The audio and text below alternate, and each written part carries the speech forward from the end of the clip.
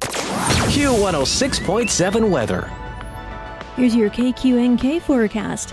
Ample sunshine expected today with daytime highs approaching 91. Winds out of the south 10 to 20 miles per hour. Mainly clear skies tonight, lows level off around 61. Bright sunshine tomorrow, daytime highs approaching 88. Mainly sunny skies and dry Friday and Saturday, upper 80s, Friday, mid 80s by Saturday. From the Weatherology Weather Center, I'm staff meteorologist Laura Lockwood.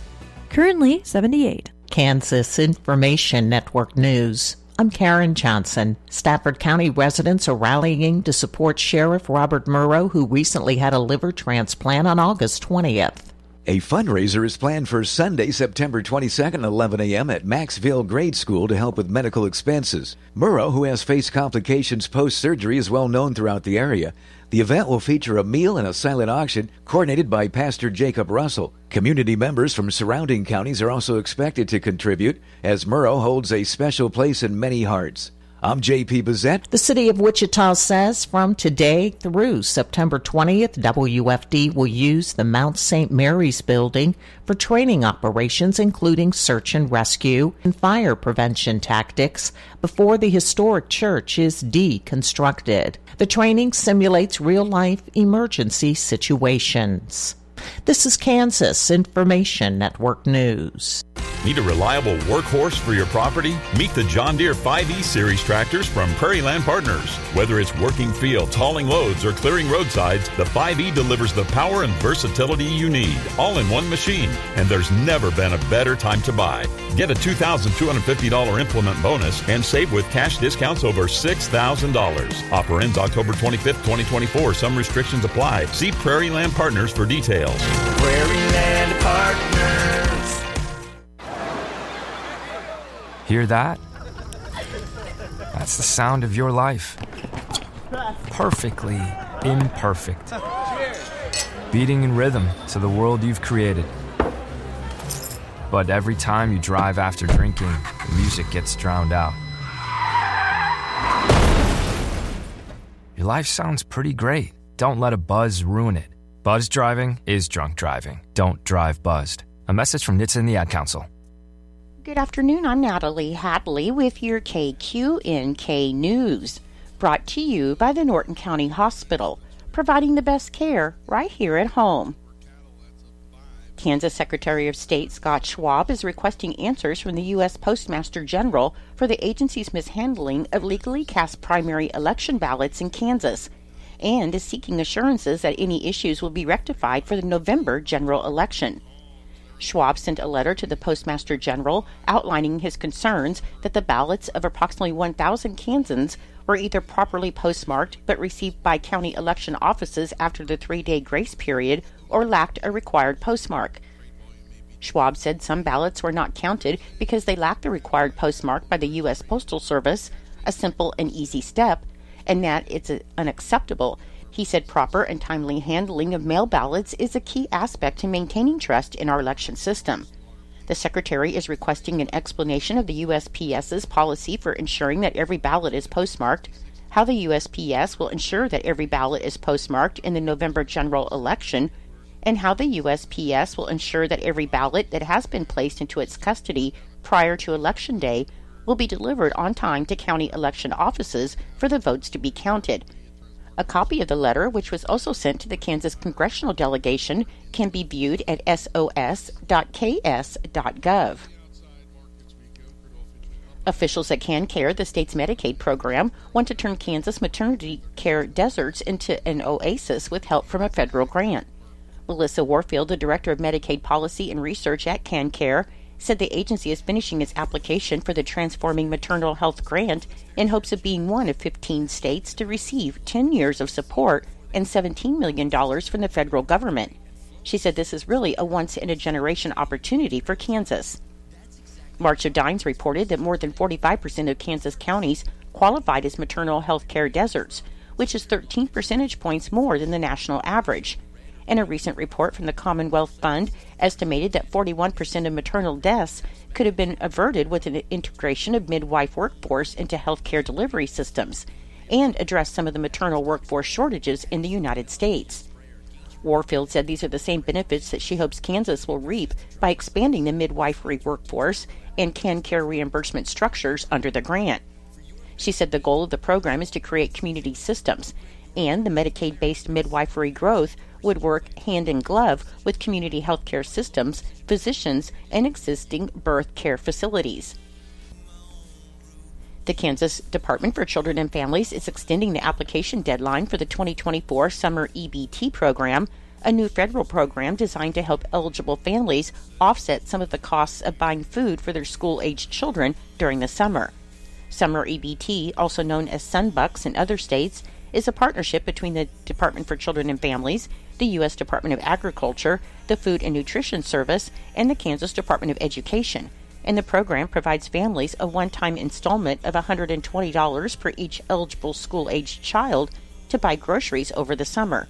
Applications will be accepted through the Department for Children and Families online self-service portal at dcfapp.kees.ks.gov until 5 p.m. on Tuesday, October 15, 2024.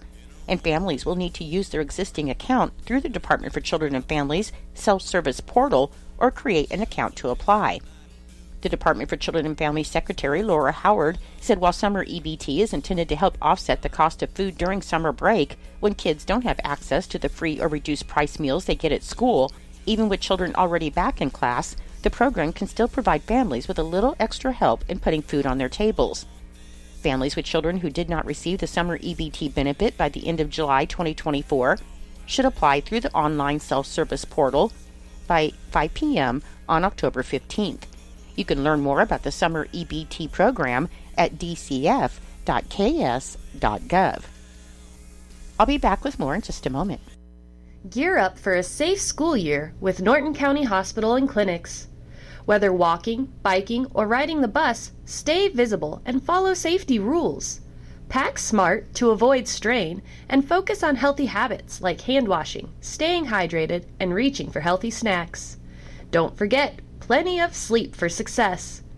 Norton County Hospital and Clinics wishes you a safe, successful, and healthy school year ahead. According to the unofficial minutes of the Norton County Board of Commissioners meeting that was held on August 30th, Commissioner Garrett Beidler called the meeting with the Norton County Board of Commissioners to order at 9 a.m. in the Commission Room, and in attendance were Richard Thompson, Garrett Beidler, and Marvin Matchett. Ryan Hopkins with Hopalong IT Services spoke with the Commission on providing service to the county. Ryan stated that he has been in business in Norton for several years and would be interested in submitting a contract for services with the county when their current contract is ready for renewal. The Commission thanked Ryan for inquiring and said they would keep him in mind when the contract negotiations began. Terry Laughlin with the Norton County Road Department reported to the Commission with department operations. Terry stated that the department is looking to purchase a grader and mower tractor tires, saying inventory is low on the tires and bids will be reviewed for purchase.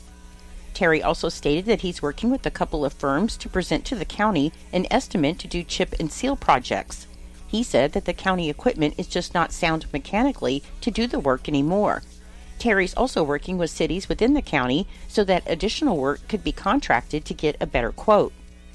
Terry then provided photos of the Road I project. The project was for maintenance and reclaim from US 283 to the Almena Cemetery, and he said the road turned out very well. Finally, they discussed the county right-of-way and areas of concern with maintenance. Melissa Schoen, the Norton County Attorney, and Troy Thompson, the Norton County Sheriff, joined the meeting to discuss a proposed contract between the City of Norton and the County of Norton for dispatcher services. However, during the review of the contracts, several questions were asked, which will need some clarification before signature. The August 2024 vouchers and payroll were submitted to the Commission and County Attorney for review and signature, and upon review, the vouchers and payroll were approved as submitted. A letter was received from DSNWK requesting an approval for a board appointment, and Mr. Corey Roy has agreed to serve on the board of directors for DSNWK. A motion was made by Commissioner Matchett to appoint Corey Roy to the DSNWK board, with the second from Commissioner Thompson, and the motion passed 3-0. Resolution 2024-11, which is a resolution opposing a 5-mile wide eminent domain transmission line, was presented to the Commission for review. The U.S. Department of Energy has determined that there is a need to transport green energy to areas outside of Kansas without any benefit to the county of Norton or to the state of Kansas. The U.S. Department of Energy mapped out a 5-mile swath of land across the entire state of Kansas, bypassing Kansas law requiring that these projects are to be approved by the Kansas Corporation Commission. After review, a motion was made by Commissioner Thompson to adopt Resolution 2024-11, a resolution opposing a 5-mile wide eminent domain transmission line, with the second from Commissioner Matchett, and the motion passed 3-0. A motion was made by Commissioner Matchett to approve the August 26, 2024 minutes, with the second from Commissioner Thompson, and the motion passed, and with no further business before the board, the meeting was adjourned. I'm Natalie Hadley. Your KQNK News was brought to you by the Norton County Hospital. You can call the Norton County Hospital at 785-877-3351 for all of your health care needs. Kansas Agriculture Network News. Good day, everyone. I'm Greg Akagi. Not only does acreage acceptance for USDA's Continuous Conservation Reserve Program conclude at the end of this fiscal year, but at the same time at the end of the current Farm Bill. Rod Bain has the details. USDA's Farm Service Agency recently announced Conservation Reserve Program acreage enrollment for this fiscal year has brought total acreage to close to the Farm Bill mandated cap of 27 million acres. FSA Acting Deputy Administrator John Burge says continuous CRP acreage enrollment offers continue to be accepted. However, the authority for us to approve new offers under CRP expires at the end of the fiscal year. That's related to the extension of the Farm Bill that runs through the end of the fiscal year. On September 30th, a new Farm Bill would grant authority for FSA for CRP, as well as set a new number for the acreage enrollment cap during the life of that Farm Bill. Burge says, given the recent popularity of CRP per acreage enrollment numbers, even when we account for all of the different scoring opportunities to glean out the best acres available for CRP enrollment, that popularity is not going to wane. I'm Rod Bain reporting, Washington, D.C. And in an unusual move, commodity groups are coordinating efforts in bringing producers and other ag stakeholders to Washington, D.C. in an effort to get new Farm Bill passed before the end of 2024. AgriPulse reports that such a cross-commodity initiative has not been put into practice since farmers pushed for what became the 2002 Farm Bill. Iowa banker Caleb Hopkins, vice chair of the Ag and Rural Bankers Committee with the American Bankers Association, was reported by Politico as saying that if the Farm Bill is not passed this year, ag producers will struggle to obtain credit for the 2025 production year.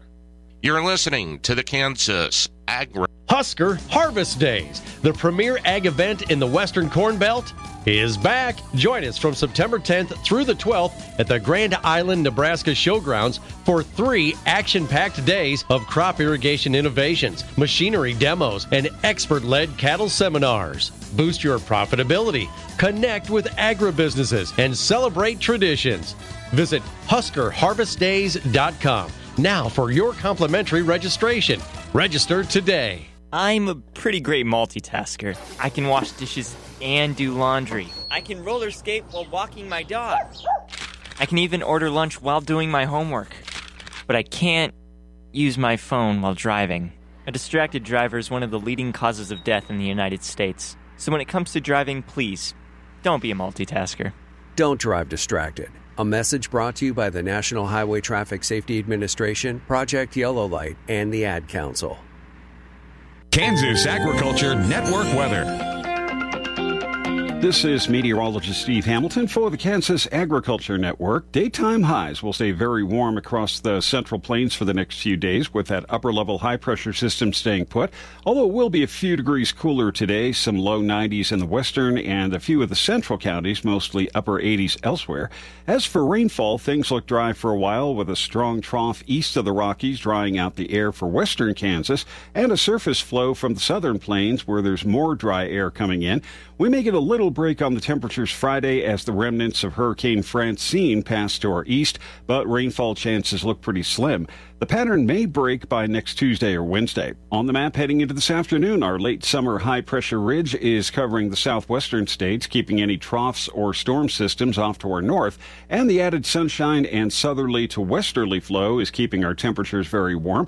Hurricane Francine is set to make landfall today in Louisiana as a Category 2 storm and then track into the mid-Mississippi Valley, so it doesn't look like any precipitation will get into Kansas. Overnight looks fair, lows mostly in the 60s, and then sunny and warm weather again on Thursday. Little breezy near the trough in our western high plains. Temperatures will be staying in the upper 80s with a few low 90s. A dry cold front is set to cross our state late Thursday, so Friday's highs will be a little bit cooler. Rainfall chances look low through the weekend. This afternoon in our northwestern counties, we're expecting low 90s with low 60s overnight, upper 80s and low 90s north central, and around 60 for the overnight hours. Northeast Kansas, upper 80s with low 60s overnight. We're in the low 90s in the southwestern counties tonight, upper 50s and low 60s. Upper 80s and low 90s south central with low 60s for the overnight hours. And for the southeast counties, upper 80s and a few low 90s with low 60s overnight. This is the Kansas Agriculture Network. Legends are made when a calculated risk pays off. I'm Clint Boyer, and as a professional NASCAR driver, I pushed the limits and made a living taking risks. But there's one risk that I never take: driving without a seatbelt. Life isn't a race, and there are no prizes for getting to the end first. Be a living legend for yourself and for those that you love. Buckle up every time. Brought to you by the Kansas Highway Patrol.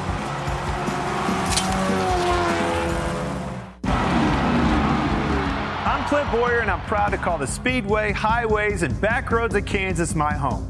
Racing is an intense, competitive job where legends are made and sometimes crash. Heck, I've even had my share of close calls. But there's one risk I'd never take. Without a question, I always wear my seatbelt. Be a living legend for yourself and those that you love. Buckle up every time. Brought to you by the Kansas Highway Patrol. This is J&T for Norton Livestock Market here at Norton, Kansas, with our early consignments for our special calf and yearling sale on Thursday, September 12th at 1 o'clock. In the calves, we will sell 350 to 400 calves. They will include blacks, reds, and Charolais cross calves that weigh 450 to 600 pounds with spring shots in them. In the feeders, we'll offer 12 square loads of feeder steers and heifers. One half the loads will be steers and one half the loads will be heifers. 2 loads of heifers and 1 load of steers will come in off grass. The cattle will be mostly black, with some loads being all black. These loads will weigh 750 to 875 pounds. We'll also have a couple part loads of feeders in off grass. We'll sell 1,300 head plus this week at Norton Livestock Market. An advanced consignment for September 19th is 95 black and 10 red pairs, being mostly 3 to 5 years old, with a few 6s on them that have 30 to 90 day old calves inside. The cows weigh 1,300 pounds plus and have not been exposed back to bulls. That's on September 19th. As always, you can check us out at NortonLivestock.com on the upcoming sale information page or the early consignment page on Cattle USA. Hope to see you at the auction. Thank you. The High Plains Classic Hits, Q106.7.